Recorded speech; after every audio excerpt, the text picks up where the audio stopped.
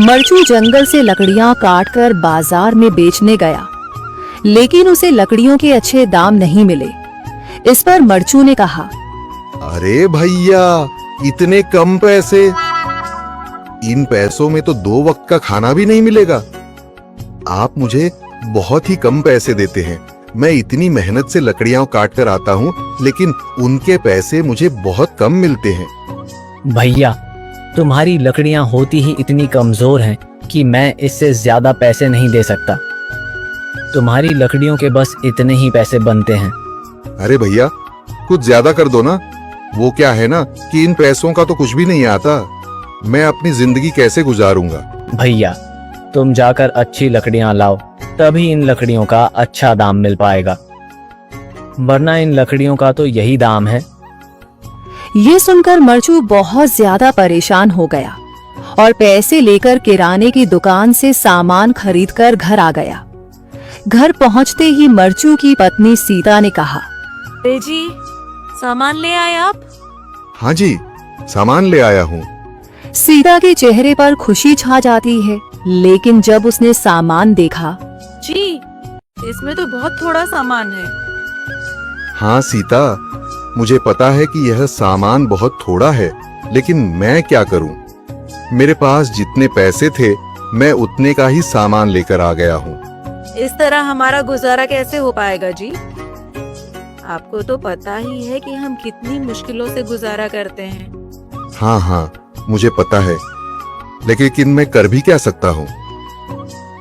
मेरे पास इतने पैसे ही नहीं कि हम एक अच्छी जिंदगी गुजार सकें। इतनी मेहनत कर रहा हूँ, लेकिन फिर भी मेहनत का फल नहीं मिल रहा। इतनी मेहनत से अच्छी लकड़ी काट कर आता हूँ, लेकिन मुनासिब दाम नहीं मिलता। मैं तो बहुत परेशान हूँ। क्या करूँ? कहाँ जाऊँ? अरे जी, आप परेशान न हो, आप कोई और काम देख लें। मैंने कई बार काम तलाशने की कोशिश की, पर किसी ने भी मुझे काम नहीं दिया। ये सुनकर सीता भी काफी ज्यादा परेशान हो गई। मरचू से सीता की परेशानी नहीं देखी गई। उसने अपनी पत्नी सीता से कहा, मैं फिर से जंगल की ओर जा रहा हूँ। अरे जी, अभी मत जाइए ना, वैसे भी शाम हो रही है। आप कल चले जाइएगा, अभी मत जाइए। ठीक है, अगर तुम रोक रही हो तो मैं नहीं जाता। मैं कल चला जाऊंगा। इसके बाद मरचू गांव में घूमने के लिए चला गया। तभी उसे एक आदमी मिला और उसने कहा, कहाँ जा रहे हो भैया?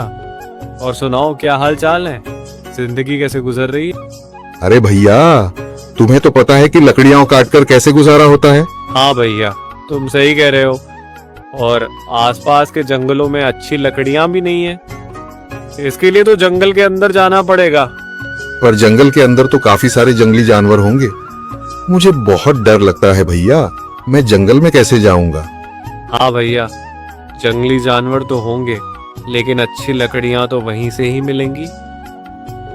ये सुनकर मरचू बहुत ज्यादा परेशान हो गया, लेकिन वह आदमी बिल्कुल ठीक कह रहा था। जंगल के किनारे की सारी लकड़ियां कट चुकी थीं। अब सिर्फ जंगल के अंदर ही अच्छी लकड़ियां बची थीं। अगली सुबह मरचू लकड़ियां काटने जंगल की ओर चल पड़ा। जंगल में आने के बाद मरचू ने कहा, अरे, यहाँ पर तो लकड़ियां ही नहीं हैं। वो आदमी सही कह रहा था, लकड़ियों के लिए तो जंगल के अंदर ही जाना पड़ेगा। और जंगल के अंदर जाना क्या सही रहेगा? मुझे तो बहुत डर लग रहा है, क्योंकि वहां पर तो काफी सारे जंगली जानवर होंगे जो खतरनाक होंगे। अगर आज मैं जंगल के अंदर नहीं गया तो मैं आज घर पैसे लेकर नहीं जा सकूंगा, और फिर जब पैसे नहीं होंगे तो गुजारा कैसे होगा? मरचू जंगल के बाहर खड़ा सोचता ही रहा और फिर उसने सोचा, अरे, यहाँ पर भी कोई मजबूत पेड़ दिखाई नहीं दे रहा जिससे मैं लकड़ियां काटकर घर ले जा सकूं। लगता है और अंदर जाना पड़ेगा। यही सोचकर मरचू जंगल के अंदर चला गया।